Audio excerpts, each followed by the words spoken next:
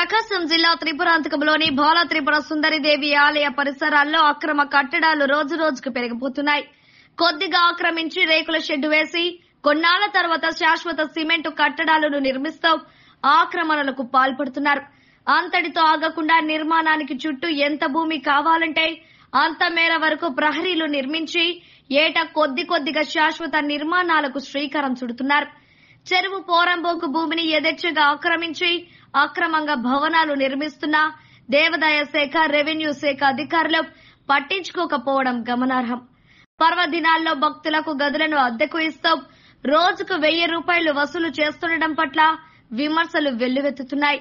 ఆలయాల వద్ద ఓ వ్యక్తి పాగా వేసి ఏటా కొద్దిగా ఆక్రమిస్తూ కొత్త నిర్మాణాలను చేపడుతుండటం పట్ల విమర్శలకు తావిస్తుంది.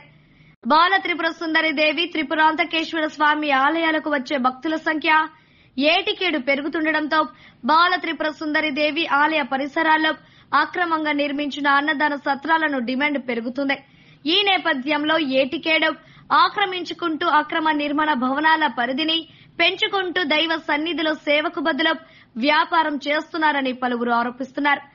ఏటా పెరుగుతున్న ఆక్రమణల నేపథ్యంలో భవిష్యత్తులో ఆలయ అభివృద్ధికి అవసరమైన భూమి కూడా లభించని పరిస్థితి నెలకొనే అవకాశం ఉందని భక్తులు ఆందోళన చెందుతున్నారు. అధికారులు మేల్కొని అక్రమ కట్టడాలను నిరోధించి ఆలయాల అభివృద్ధికి పాటుపడాలని భక్తులు కోరుతున్నారు.